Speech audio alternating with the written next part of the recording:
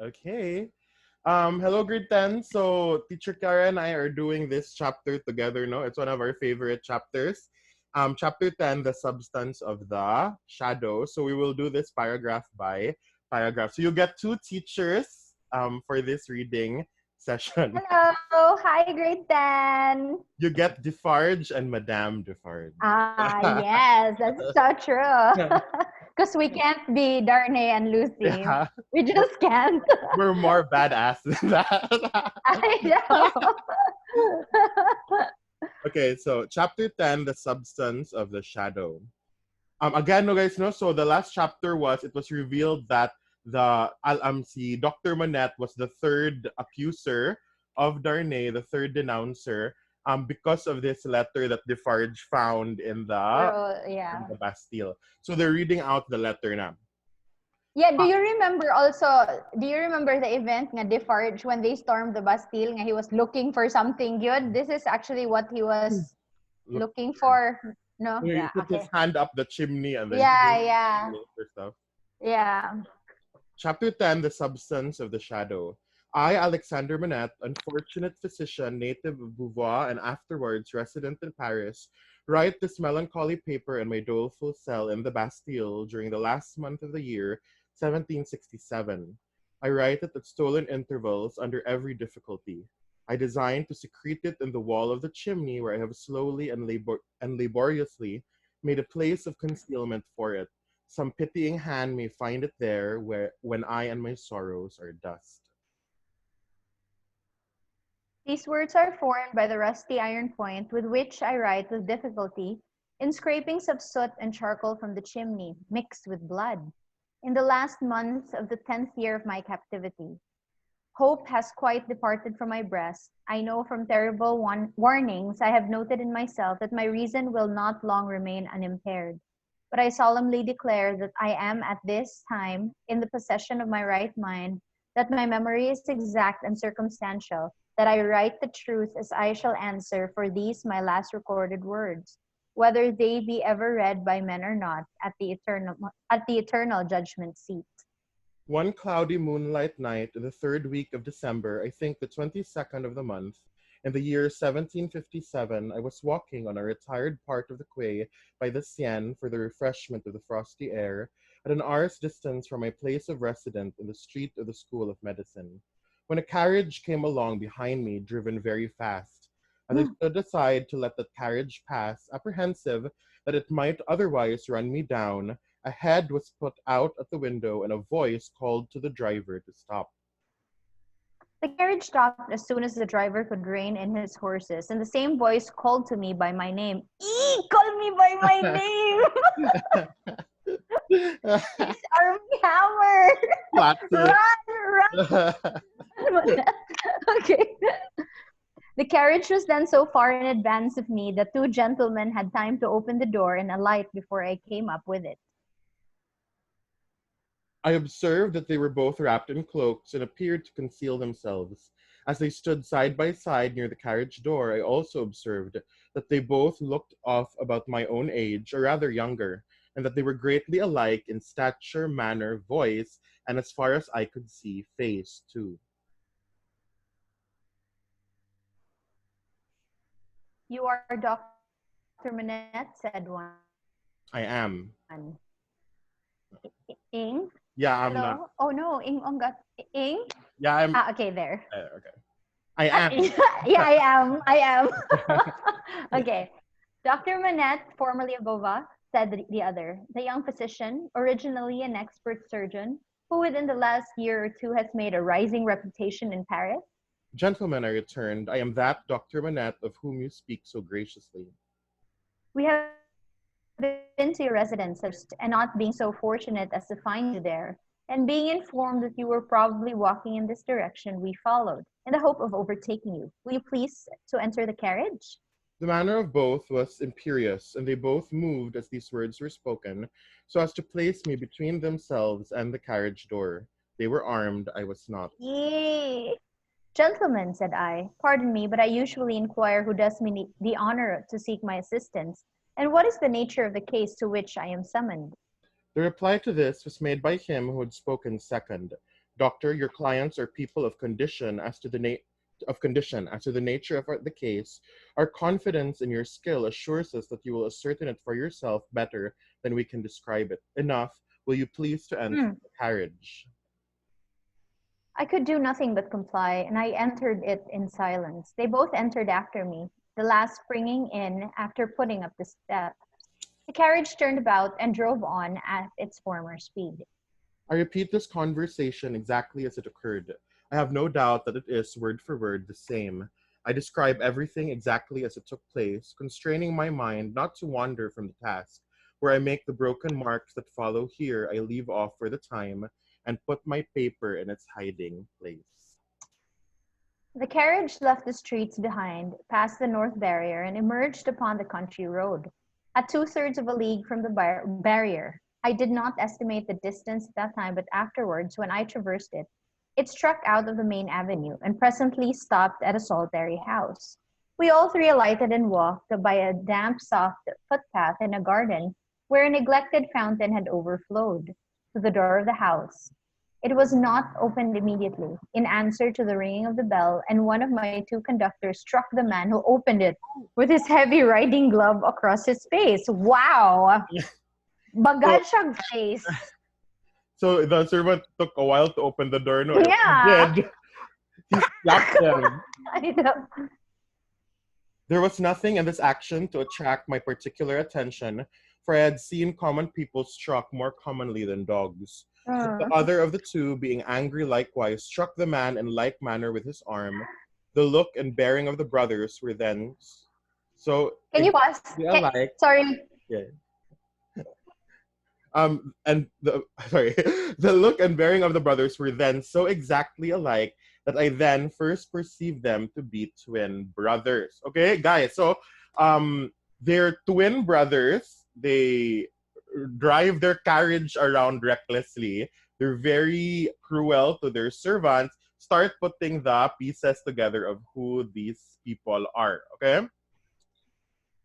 Mga Fast and the Furious, good ni sila mag-carriage. Okay. From the time of our alighting at the outer gate, which we found locked, and which one of the brothers had opened to admit us, and had relocked, I had heard cries proceeding from an upper chamber. I was conducted to the chamber straight, the cries growing louder as we ascended the stairs, and I found a patient in a high fever of the brain lying on a bed. The patient was a woman of great beauty and young, assuredly not much past 20. Her hair was torn and ragged, and her arms were bound to her sides with sashes and handkerchiefs. I noticed that these Uy, bonds were all portions of a gentleman's dress. On one of them, which was a fringed scarf for a dress of ceremony, I saw the armorial bearing of a noble and the letter E. who is an E-noble? Okay. I saw this within the first minute of my contemplation of the patient, for in her restless strivings she had turned over on her face on the edge of the bed, had drawn the end of the scarf into her mouth, and was in danger of suffocation. My gosh! My first act was to put out my hand to relieve her breathing, and in moving the scarf aside, the embroidery in the corner caught my sight. I turned her gently over, placed my hands upon her breast to calm her and keep her down, and looked into her face. Her eyes were dilated and wild, and she constantly uttered piercing shrieks and repeated the words, my husband, my father, and my brother, and then counted up to 12 and said, hush. For an instant and no more she would pause to listen, and then the piercing shrieks would begin again, and she would repeat the cry, my husband, my father, and my brother, and would count up to 12 and say, hush. There was no variation in the order or the manner. There was no cessation, but the regular moment's pause in the utterance of these sounds. How long, I asked, has this lasted? To distinguish the brothers, I will call them the elder and the younger. By the elder, I mean him who exercised the most authority. It was the elder who replied, since about this hour last night. She has a husband, a father, and a brother. A brother. I do not address her brother. He answered with great contempt. No. Na-insulto pa siya. I know. She had some recent association with the number 12. The younger brother impatiently rejoined, with 12 o'clock. See, gentlemen, said I, still keeping my hand upon her breast, how useless I am, as you have brought me.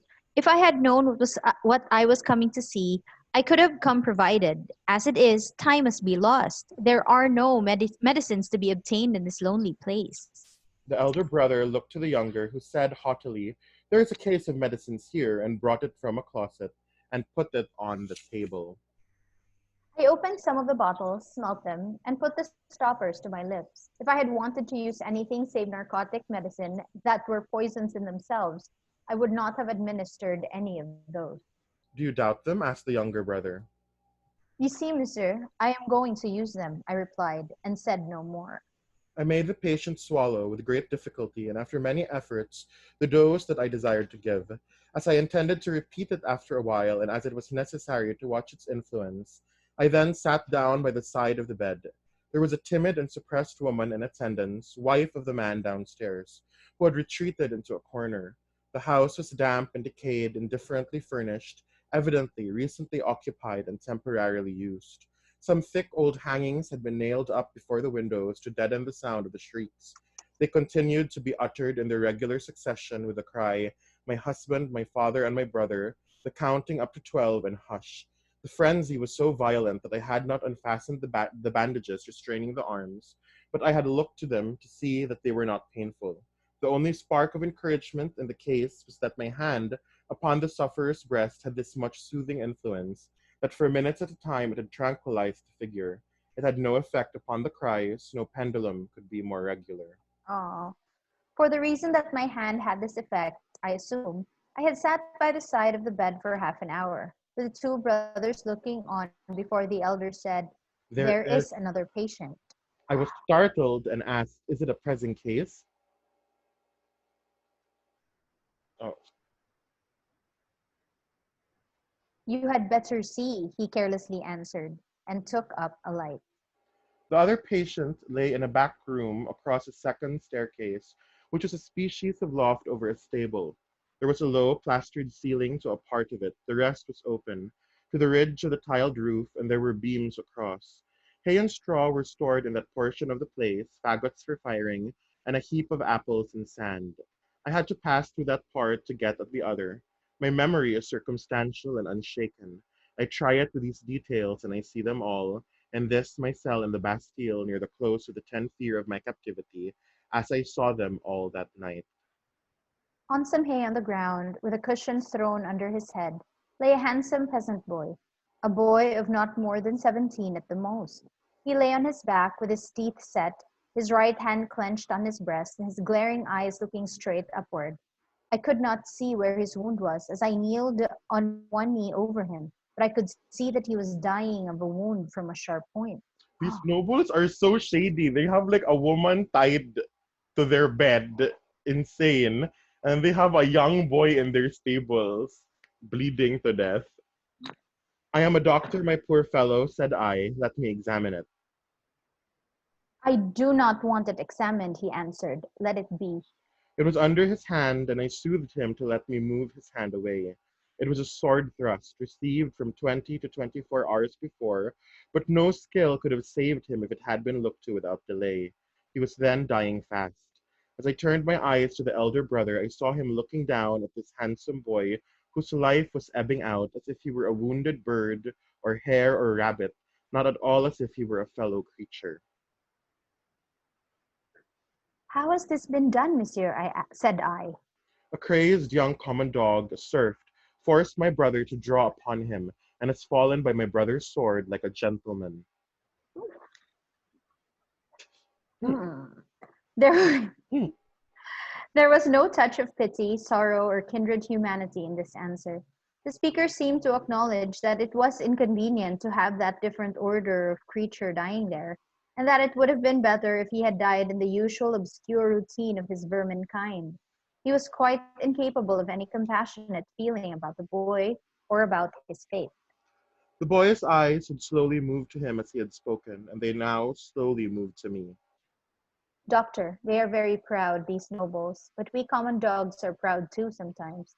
They plunder us, outrage us, beat us, kill us, but we have a little pride left sometimes. Have you seen her, doctor? The shrieks and the cries were audible there, though subdued by the distance. He referred to them as if she were lying in our presence. I said, I have seen her. She is my sister, doctor. They have had their shameful rights, these nobles, in the modesty and virtue of our sisters. Many years, but we have had good girls among us, I know it, and have heard my father say so. She was a good girl. She was betrothed to a good young man, too, a tenant of his. We were all tenants of his. That man's who stands there, the other is his brother, the worst of a bad race. Hmm. It was with the greatest difficulty that the boy gathered bodily force to speak, but his spirit spoke with a dreadful emphasis. We were so robbed by that man who stands there as all we common dogs are by those superior beings, taxed by him without mercy, obliged to work for him without pay, obliged to grind our corn at his mill, obliged to feed scores of his tame birds on our wretched crops, and forbidden for our lives to keep a single tame bird of our own, pillaged and plundered to that degree that when we chanced to have a bit of meat, we ate it in fear, with the door barred and the shutters closed that if Hmm. people should not see it and take it from us. I say we were so robbed and hunted, and we were made so poor that our father told us it was a dreadful thing to bring a child into the world, and that what we should most pray for was that our women might be barren and our Hmm. miserable race die out. I had never before seen the sense of being oppressed bursting forth like a fire. I had supposed that it must be latent in the people somewhere, but I had never seen it break out until I saw it in the dying boy. Nevertheless, doctor, my sister married. He was ailing at that time, poor fellow, and she married her lover that she might tend and comfort him in her cottage, our dog hut, as that man would call it. She had not been married many weeks when that man's brother saw her and admired her, and asked that man to lend her to him. For what are husbands among us? He was willing enough, but my sister was good and virtuous, and hated his brother with a hatred as strong as mine. What did the two then to persuade her husband to use his influence with her to make her willing? The boy's eyes, which had been fixed on mine, slowly turned to the onlooker, and I saw in the two faces that all he said was true, the two opposing kinds of pride confronting one another. I can see, even in this Bastille, the gentleman's all negligent indifference, the peasants all trodden down sentiment and passionate revenge. You know, doctor, that it is among the rights of these nobles to harness us common dogs to carts and drive us. They so harnessed him and drove him. You know that it is among their rights to keep us in their grounds all night, quieting the frogs, in order that their noble sleep may not be disturbed. What a job! I They know have you to come to keep those quiet frogs quiet. so they can sleep. They kept him out in the unwholesome mists at night and ordered him back into his harness in the day. But he was not persuaded, no. Taken out of harness one day at noon to feed if he could find food, he sobbed 12 times, once for every stroke of the bell, and died on her bosom. Hello, oy, oy. Nothing human could have held life in the boy, but his determination to tell all his wrong. He forced back the gathering shadows of death as he forced his clenched right hand to remain clenched and to cover his wound. Then, with that man's permission, and even with his aid, his brother took her away in spite of what I know she must have told his brother, and what that is will not be long unknown to you. Doctor, if it is now, his brother took her away, for his pleasure and diversion for a little while. I saw her pass me on the road. When I took the tidings home, our father's heart burst. He never spoke one of the words that filled it. I took my young sister, for I have another, to a place beyond the reach of this man, and where at least she will never be his vassal. Then I tracked the brother here, and last night climbed in, a common dog but sword in hand. Where is the loft window? It was somewhere here. Okay, so the nobles, the twin nobles, took the elder sister of this guy, and then when they found out the father, his heart broke good. The brother hid their younger sister so that she wouldn't be a victim side of these nobles. And then he got a sword and kind of wanted to take revenge or save his elder sister. The room was darkening to it. Is that the one ba? Yeah. Wait. The room was darkening, no? The room was darkening to his sight. The world was narrowing around him. I glanced about me and saw that the hay and straw were trampled over the floor as if there had been a struggle. She heard me and ran in. I told her not to come near us till he was dead. He came in and first tossed me some pieces of money, then struck at me with a whip. But I, though a common dog, so struck at him as to make him draw. Let him break into as many pieces as he will. The sword that he stained with my common blood he drew to defend himself, thrust at me with all his skill for his life. My glance had fallen but a few moments before on the fragment of a broken sword lying among the hay. That weapon was a gentleman's. In another place lay an old sword that seemed to have been a soldier's. Oh, kanay, Now lift me up, doctor, lift me up. Where is he? the boy, and thinking that he referred to the brother. He, proud as these nobles are, he is afraid to see me, whereas the man who was here turned my face to him. I did so, raising the boy's head against my knee. But invested for the moment with extraordinary power, he raised himself completely, obliging me to rise too, or I could not have still supported him. Marquis, said the boy, turned to him with his eyes opened wide and his right hand raised. In the days when all these things are to be answered for, I summon you and yours to the last of your bad race to answer for them. I mark this cross of blood upon you as a sign that I do it. In the days when all these things are to be answered for, I summon your brother, the worst of the bad race, to answer for them separately. I mark this cross of blood upon him as a sign that I do it. Twice his hand to the wound in his breast, and with his forefinger drew a cross in the air. He stood for an instant yet raised, and as it dropped, he dropped with it, and I laid him down dead. It said he put a blood curse on. It's so drama. Okay. When I returned to the bedside of the young woman, I found her raving in precisely the same order and continuity. I knew that this might last for many hours, and that it would probably end in the silence of the grave. I repeated the medicines I had given her, and I sat at the side of the bed until the night was far advanced. She never abated the piercing quality of her shrieks, never stumbled in the distinctness or the order of her words. They were always my husband, my father, and my brother. 1, 2, 3, 4, 5, 6, 7, 8, 9, 10, 11, 12. Hush. This lasted 26 hours from the time when I first saw her. I had come and gone twice and was again sitting by her when she began to falter. I did what little could be done to assist that opportunity, and by she sank into a lethargy and lay like the dead. It was as if the wind and rain had lulled at last. After a long and fearful storm, I released her arms and called the woman to assist me to compose her figure at the dress that she had torn. It was then that I knew her condition to be that of one in whom the first expectations of being a mother have arisen, and it was then that I lost the little hope I had had of her. Is she dead? Asked the Marquis, whom I will still describe as the elder brother, coming booted into the room from his horse. Not dead, said I, but like to die. What strength there is in these common bodies, he said, looking down at her with some curiosity. There is prodigious strength, I answered him, in sorrow and despair. He first laughed at my words and then frowned at them. He moved a chair with his foot near to mine, ordered the woman away, and said in a subdued voice, Doctor, finding my brother in this difficulty with these hinds, I recommend that your aid should be invited. Your reputation is high, and as a young man with your fortune to make, you are probably mindful of your interest. The things that you see here are things to be seen and not spoken of. I listened to the patient's breathing and avoided answering. Do you honor me with your attention, doctor? Monsieur, said I, in my profession, the communications of patients are always received in confidence. I was guarded in my answer, for I was troubled in my mind by what I had heard and seen. Her breathing was so difficult to trace that I carefully tried the pulse and the heart. There was life and no more.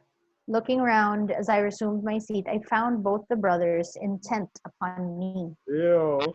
They were not even looking at the dead woman, they were looking at him. Now all I see is Army Hammer here. Yeah. Recast. Played by a twin in Social Network. Oh. Oh. And they were rich twins. Yeah, si Chalamet, ang iyang nephew. Oh my gosh. I write Okay. with so much difficulty. The cold is so severe. I am so fearful of being detected and consigned to an underground cell in total darkness that I must abridge this narrative. There is no confusion or failure in my memory. It can recall and could detail every word that was ever spoken between me and those brothers. She lingered for a week. Towards the last, I could understand some few syllables that she said to me by placing my ear close to her lips. She asked me where she was, and I told her. Who I was, and I told her. It was in vain that I asked for her family name. She faintly shook her head upon the pillow and kept her secret, as the boy had done. I had no opportunity of asking her any question until I had told the brothers she was sinking fast and could not live another day.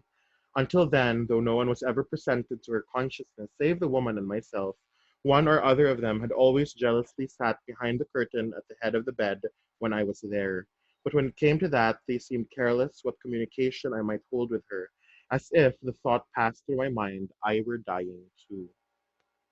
I always observed that their pride bitterly resented the younger brothers, as I call him, having crossed swords with a peasant, and that peasant a boy. The only consideration that appeared to affect the mind of either of them was the consideration that this was highly degrading to the family and was ridiculous. Wow. As often as I caught the younger brother's eye, their expression reminded me that he disliked me deeply for knowing what I knew from the boy. He was smoother and more polite to me than the elder, but I saw this. I also saw that I was an encumbrance in the mind of the elder, too. My patient died 2 hours before midnight, at a time by my watch, answering almost to the minute when I had first seen her. I was alone with her when her forlorn young head drooped gently on one side and all her earthly wrongs and sorrows ended. The brothers were waiting in a room downstairs, impatient to ride away. I had heard them, alone at the bedside, striking their boots with their riding whips and loitering up and down. At last she is dead, sobbed the eldest, "Mm, and I went in. she is dead," said I. I congratulate you, my brother, were his words as he turned round. He had before offered me money, which I had postponed taking. He now gave me a rouleau of gold. I took it from his hand but laid it on the table. I had considered the question and had resolved to accept nothing. Pray excuse me, said I, under the circumstances, no. They exchanged looks but bent their heads to me as I bent mine to them, and we parted without another word on either side.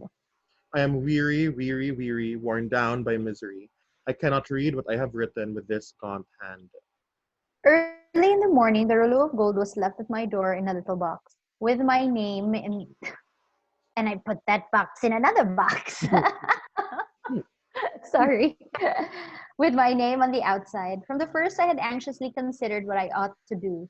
I decided that day to write privately to the minister, stating the nature of the two cases to which I had been summoned, and the place to which I had gone. In effect, stating all the circumstances, I knew what court influence was and what the immunities of the nobles were. And I expected that the matter would never be heard of, but I wished to relieve my own mind. I had kept the matter a profound secret even from my wife, and this too I resolved to state in my letter. I had no apprehension whatever of my real danger, but I was conscious that there might be danger for others if others were compromised by possessing the knowledge that I possessed. So he resolved nga bahala na if nothing will be done about this because I know the immunity of the nobles. That's what he said. But for my own conscience sake, I will have to tell someone. Okay, so I have to report that good. yeah, honorable man yun ni si Dr. Dr. Manette. Manette. Mm. I was much engaged that day and could not complete my letter that night. I rose long before my usual time next morning to finish it. It was the last day of the year. The letter was lying before me, just completed, when I was told that a lady waited who wished to see me. I am growing more and more unequal to the task I've set myself. It is so cold, so dark. My senses are so benumbed, and the gloom upon me is so dreadful. The lady was young, engaging, and handsome, but not marked for long life. She was in great agitation. She presented herself to me as the wife of the Marquis Saint Evermond. I connected the title by which the boy had addressed the elder brother with the initial letter embroidered on the scarf, and had no difficulty in arriving at the conclusion that I had seen that nobleman very lately. My memory is still accurate, but I cannot write the words of our conversation. I suspect that I am watched more closely than I was, and I know not at what times I may be watched. She had in part suspected and in part discovered the main facts of the cruel story of her husband share in it, and my being resorted to. She did not know that the girl was dead. Her hope had been, she said in great distress, to show her, in secret, a woman's sympathy. Her hope had been to avert the wrath of heaven from a house that had long been hateful to the suffering many. She had reasons for believing that there was a young sister living, and her greater desire was to help that sister. I could tell her nothing but that there was such a sister. Beyond that, I knew nothing. Her inducement to come to me, relying on my confidence, had been the hope that I could tell her the name and place of abode. Whereas to this wretched hour, I am ignorant of both. So this, the wife, guys, know of the Evermond twin, um, just like the anti-Hera, because like in knowing what her husband and his brother did to this woman, she doesn't hate the woman. She wants to help her, even help the little sister nga. She'll find a way to make amends. Pero the doctor doesn't know anything about that, and so she can't do anything. These scraps of paper fail me. One was taken from me with a warning yesterday. I must finish my record today. She was a good, compassionate lady, and not happy in her marriage. How could she be? The brother distrusted and disliked her, and his influence was all opposed to her. She stood in dread of him and in dread of her husband, too. When I handed her down to the door, there was a child, a pretty boy from 2 to 3 years old, in her carriage. Aww. Who is this, Ah, guys? who is this? Who do you think? It's Obviously, baby Darnay, baby Darnay. baby Charles. For his sake, doctor, she said, pointing to him in tears. I would do all I can to make what poor amends I can. He will never prosper in his inheritance otherwise. I have a presentiment that if no other innocent atonement is made for this, it will one day be required of him. What I have left to call my own, it is little beyond the worth of a few jewels. I will make it the charge of his life to bestow, with the compassion and lamenting of his dead mother, on this injured family if the sister can be discovered. This explains tayo, I think, why Darnay is the way he is, good guys. Yeah, he is Yeah, a noble, but I think his mother's influence really kept him as a good guy, good nga. He hated his family name, Evermond, because I really think because of the influence of his mother, good. Um, she kissed the boy and said, caressing him, "It is for thine own dear sake thou wilt be faithful, little Charles." The child answered her bravely, "Yes." I kissed her hand, and she took him in her arms and went away caressing him. I never saw her more.